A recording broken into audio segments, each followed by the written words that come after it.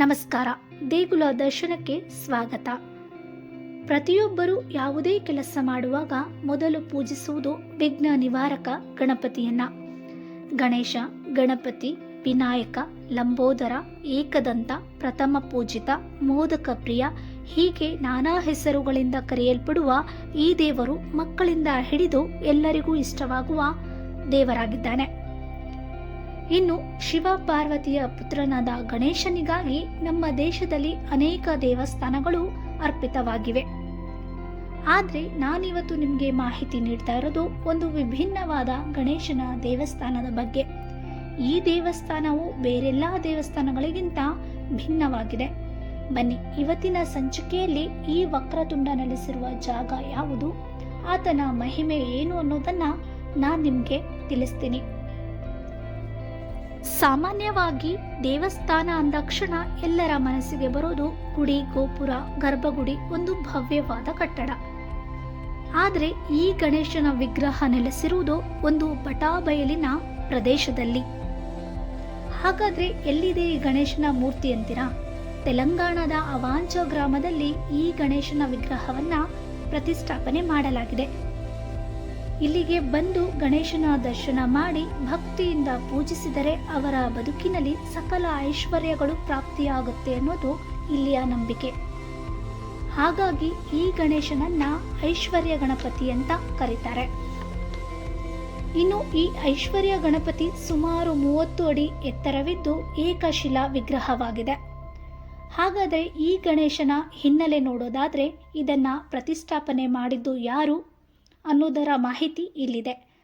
ಸುಮಾರು 11ನೇ ಶತಮಾನದಲ್ಲಿ ಈ ರಾಜ್ಯವನ್ನ ಆಳ್ತಾ ಇದ್ದ ರಾಜ ತೈಲಪ ಒಂದು ಬಂಡೆಯನ್ನ ನೋಡ್ತಾನೆ. ಆಗ ಆ ಬಂಡೆಯಲ್ಲಿ ಗಣೇಶನ ವಿಗ್ರಹ ಕೆತ್ತಿಸಬೇಕಂತ ನಿರ್ಧರಿಸಿ ತಕ್ಷಣ ಶಿಲ್ಪಿಗಳನ್ನ ಕರೆಸಿ ಮೂರ್ತಿ ಕೆತ್ತಿಸಲು ಪ್ರಾರಂಭಿಸ್ತಾನೆ. ಆದರೆ ಕೆಲ ಕಾರಣಗಳಿಂದ ತೈಲಪ ಮೂರ್ತಿ ಕೆತ್ತನೆ ಮುಗಿಯುವುದರ ಒಳಗೆ ತನ್ನ ರಾಜಧಾನಿಗೆ ಹಿಂದಿರುಗುವ ಪರಿಸ್ಥಿತಿ ಎದುರಾಗತ್ತೆ.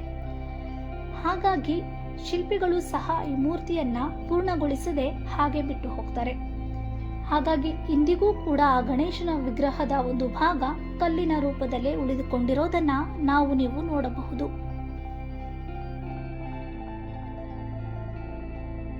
ಸುಮಾರು ವರ್ಷಗಳ ಹಿಂದೆ ಮಹಾರಾಷ್ಟ್ರದ ಮಹಾಲಕ್ಷ್ಮಿ ಸೇವಾ ಟ್ರಸ್ಟ್ ಹಾಗೂ ಉತ್ತರಾದೇವಿ ಸೇವಾ ಟ್ರಸ್ಟ್ ನವರು ಈ ಗಣೇಶನ ವಿಗ್ರಹಕ್ಕೆ ಪ್ರಾಣ ಪ್ರತಿಷ್ಠಾಪನೆ ಮಾಡಿಸ್ತಾರೆ. ಇನ್ನು ಈ ಗಣಪತಿಯ ವಿಗ್ರಹಕ್ಕೆ ಶಿಲ್ಪಿಗಳು ಕಣ್ಣುಗಳನ್ನ ಕೆತ್ತಿರುವುದಿಲ್ಲ. ಹಾಗಾಗಿ ಗಣೇಶನ ಕಣ್ಣುಗಳಿರುವ ಜಾಗಕ್ಕೆ ಕಪ್ಪು ಬಿಳುಪು ಬಣ್ಣ ಹಚ್ಚಿ ಗಣೇಶನ ಹಣೆಗೆ ವಿಭೂತಿಯನ್ನ ಹಚ್ಚಿ ಬಳಿಕ ಪ್ರಾಣ ಪ್ರತಿಷ್ಠಾಪನೆ ಮಾಡಲಾಗತ್ತೆ. ಹಾಗಾಗಿ ಅಂದಿನಿಂದ ಈ ಗಣೇಶನಿಗೆ ನಿತ್ಯ ಪೂಜೆ ಆರಂಭವಾಗತ್ತೆ.